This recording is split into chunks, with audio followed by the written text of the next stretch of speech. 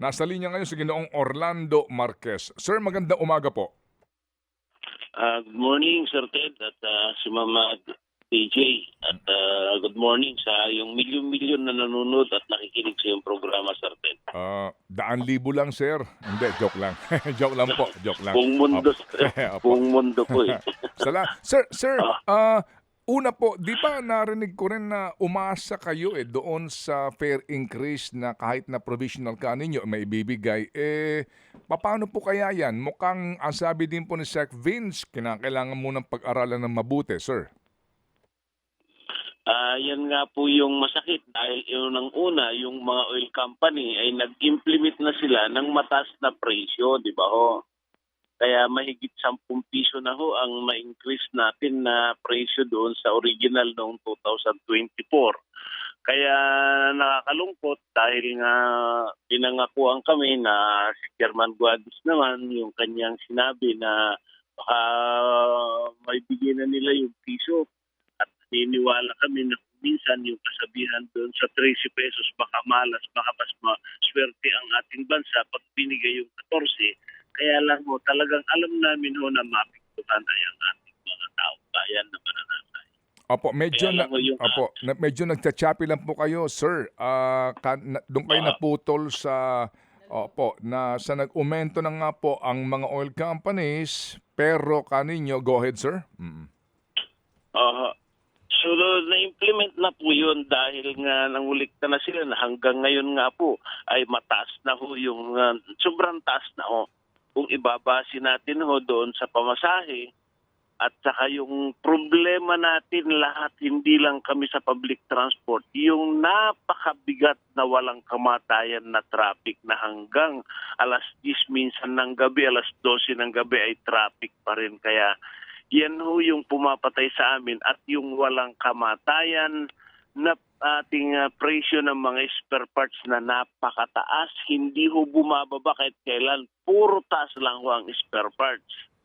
Yan ho yung problema at ang pangatlo po, Sir Ted, na pinapakiusap nyo at malaki po ang malaking magagawa nyo ito dahil yung Republic Act 4136 na sinupersid nitong batas na JAW na hanggang ngayon na ang panghuhuli nila ang panakot ng mga enforcer, yung mataas na fines and penalties.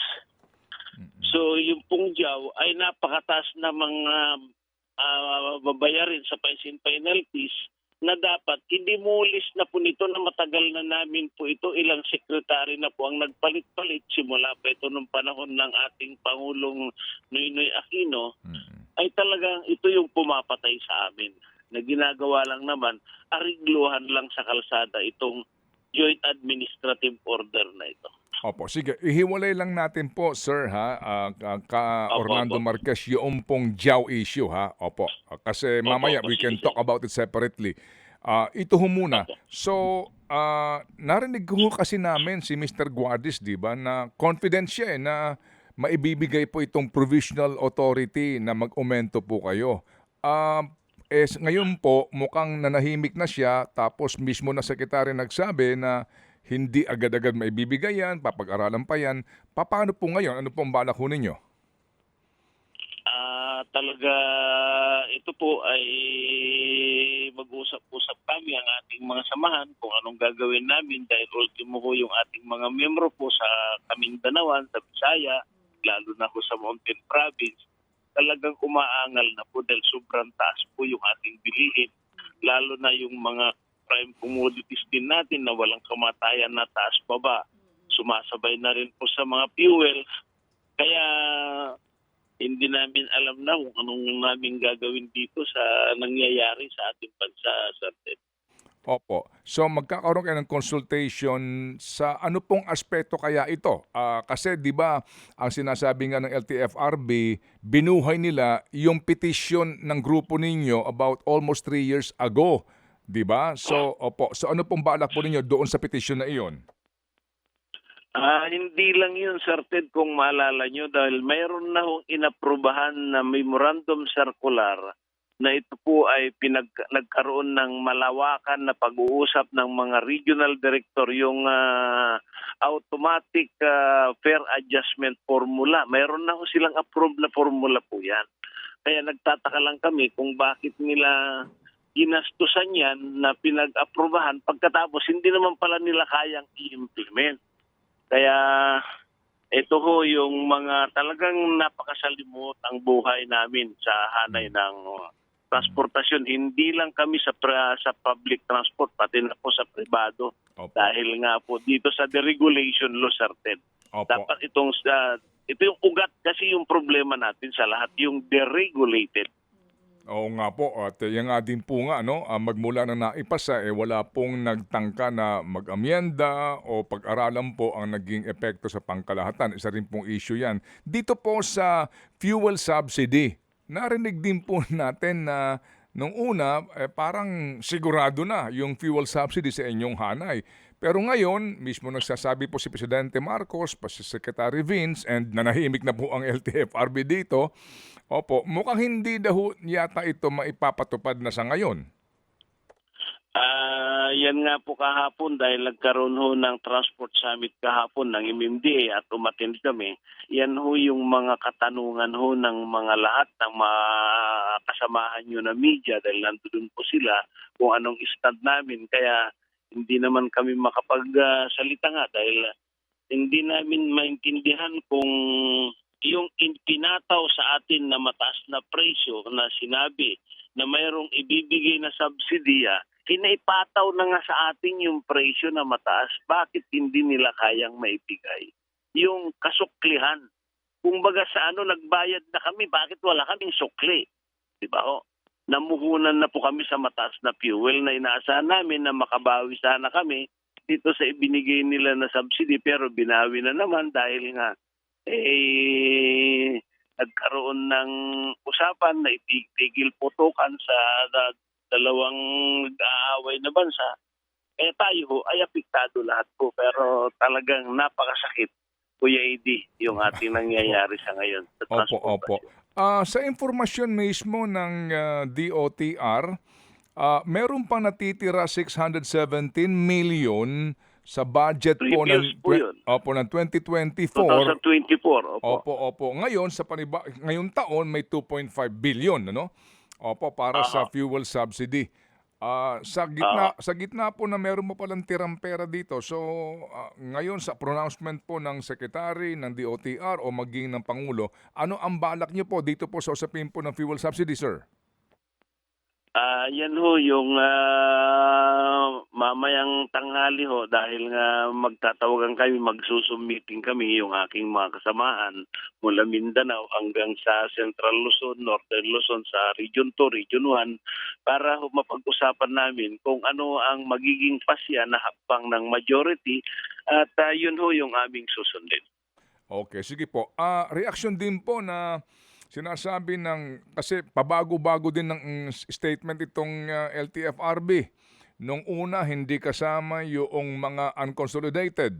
Nung sila sinita ng kanilang secretary, ngayon kasama na daw ho. Doon dapat sa fuel subsidy yung unconsolidated. So ano po ang inyong reaksyon doon kung isasama itong mga unconsolidated? Ang reaksyon namin po dyan, Sir Ted, kaya yung pabago-bago na decision na yan, sino pang maniniwala sa programa ng gobyerno kung ganyan ho na pwede, hindi maintindihan ko ano. Kaya siguro mabuti pa ho dahil unang-una, hindi naman nila kayang ipasa yung batas ng ating modernisasyon. At hanggang ngayon nga, puro lang yan parang kwento na lang na ang taong bayan ang nagsasaper. Paano naman yung mga sumunod sa programa na ipinatupad ng gobyerno? Sino pa ang maniniwala sa programa ng gobyerno kung ganito na lang lagi na nagdudusa naman yung mga susunod? Pagdating ng araw, pagtatawanan pa kami nitong mga hindi sumusunod.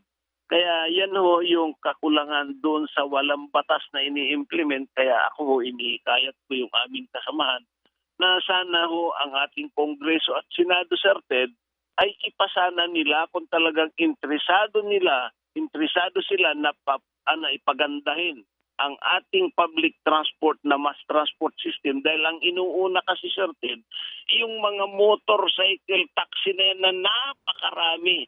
Yung TNBS, pinagtatawanan kami dahil sila namamasada plaka pribado, wala ka man lang makita kung yan ay pampublikong sasakyan o hindi, wala man lang nakasulat ni sticker man lang na PNBS, wala. So, ang nangyayari, kami yung nagdudusa, Sir Ted. Oo nga, ano? Oo nga po.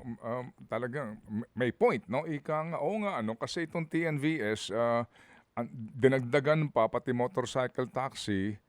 Ngayon, kayo, kumukuha kayo ng prangkisa at obligado kayo, no? Na sumunod dito sa mga panuntunan.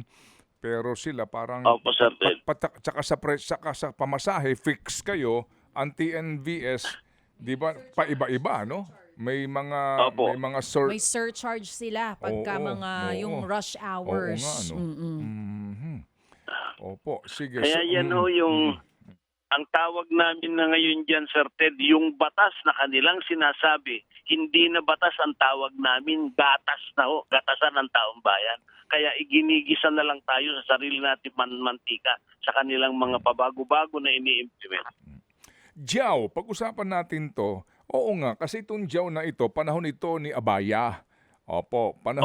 Panahon ito ni dating Pangulong Aquino. Ang mga penalty dito, doon na lamang po sa hindi ka naka-seatbelt. Ang pagkakaalala ko, 2,000. Yung plate number mo kapag may mga mancha-mancha dyan o tampering ka dyan, 5,000. Ano ha? Ang mahal talaga ng mga multahan dito. So, ano ho ang inyong naiisip na magagawa ng inyong hanay para kaninyo bisitahin po itong Joint Administrative Order na ito ng LTO at LTFRB? Yan po, Sir Ted, ay sumulat na rin kami sa lahat ng ahensya, sa Senate President, kay Senate President Kes Escudero, at saka yung sa nauna, at saka kay Speaker Martin Romualdez. Sumulat na rin kami kay Secretary ng DOJ dahil nga yan po ay maliwanag naman po yung batas na superseding of the law is illegal. Na bakit ito ay pinapayagan lantaran na itong penalty na ipinapatupad nila, nagkakaarigluhan lang naman dahil siyempre yung tao makamenos ng babayaran niya dahil napakataas yung dating 250 pesos na disregarding traffic sign na nakalagay naman sa Republic Act 4136, inalawan nila na 5,000. Hindi naman tama yata yun, Sir Ted. Oo nga po, no? Malaki talaga ang multa under the Jiao na yan din po ang ginagamit nga ng mga enforcers, no? Kapag nahuli ka, sandali lang, ang multa dito 5,000, Sa lagay ba naman? may discount, sa akin may discount ka.